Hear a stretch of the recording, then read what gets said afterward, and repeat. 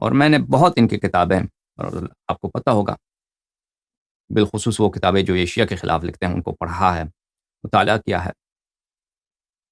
یہ نہیں کہتا، ان کے جو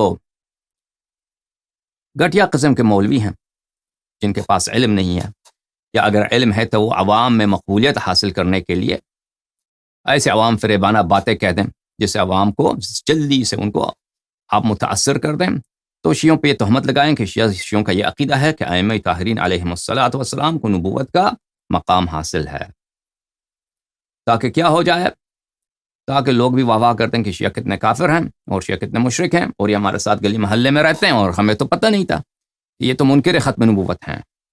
ٹھیک ہے نا عزیزو؟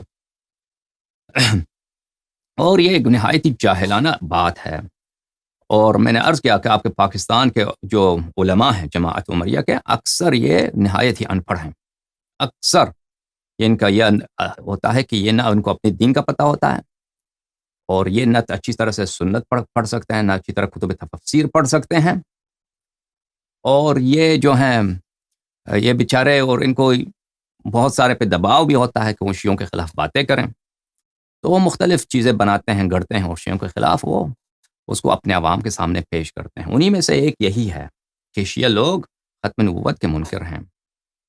اگر شیعہ لوگ واقعا ختم نبوت کے منکر ہوتے تو آپ کے اتنے جو محقق گزرے ہیں، فخر رازی کوئی چھوٹا آدمی نہیں ہے، بہت بڑا محقق ہے، مختلف علوم پہ اس کو عبور حاصل ہے۔ ابو حامد غزالی کوئی چھوٹا انسان تھوڑی ہے، اتنا بڑا عالم گزرا ہے، مختلف علوم پہ اس کی کتابیں ہیں۔ امام الحرمین جوینی ہیں، ابن تیمیہ ہیں جو شیعوں سے بہت ہی دشمنی رکھتا ہے، بغض رکھتا ہے، اور بہت سارے آپ کے علماء ہیں، حافظ ابن حجر عسقلانی ہیں، عبد الرحمن سیوطی ہیں، تو انہوں نے اپنی کتب میں کیوں اس بات کا ذکر نہیں کیا؟ وہ بیوقوف تھے، وہ جاہل تھے، ان کو پتہ نہیں تھا شیعوں کا، اپنے ائمہ طاہرین علیہم الصلاۃ والسلام کا یہ عقیدہ کہ وہ انبیاء سے افضل ہیں، ان کو تو یہ پتہ ہے، یہ تو دنیا کو پتہ ہے کہ شیعوں کا یہ عقیدہ ہے، ٹھیک ہے نا؟ تو انہوں نے کیوں ذکر نہیں کیا؟ کیونکہ وہ کچھ سمجھدار تھے، اتنے عاقل نہیں تھے، ہم نہیں کہتے کہ وہ بہت عاقل تھے۔ یہ بات یاد رکھیے عزیزو کہ جو بھی شخص مذہب اہل بیت علیہم الصلاۃ والسلام کی طرف پشت کرتا ہے وہ صفی ہوتا ہے۔ صفی ہوتا ہے، کیا ہوتا ہے؟ صفی یعنی بے عقل، یعنی مذہب اہل بیت علیہم الصلاۃ والسلام ومن یرغب عن ملت ابراہیم الا من سفہ نفسہ، دین حق کی طرف جو بھی پشت کرتا ہے وہ حتماً وہ صفی ہوتا ہے۔ عقل مند آدمی کبھی حق بات کو انکار نہیں کرتا، لیکن ان میں سفاہت، بے وقوفی، حماقت کے مختلف درجات ہیں۔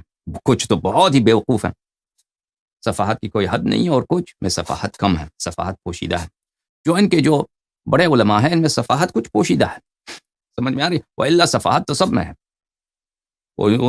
سفاہت کہاں پتہ چل جاتا ہے؟ جب یہ شیعوں کے خلاف استدلال کرتے ہیں، ان کے بڑے سے بڑے محقق کو لے آئے ہیں شیعوں کے خلاف، جب بھی دلیل لے کے آتا ہے وہ دلیل ہمیشہ یاد رکھی ہے، ان دو باتیں اس میں ہوتی ہیں، ایک وہ احمقانہ ہوگا، دوسری بات یہ ہے کہ وہ اس کو اپنا کفر لازم آئے گا، یہ یاد رکھیے، گارنٹی۔ بہرحال عزیزو،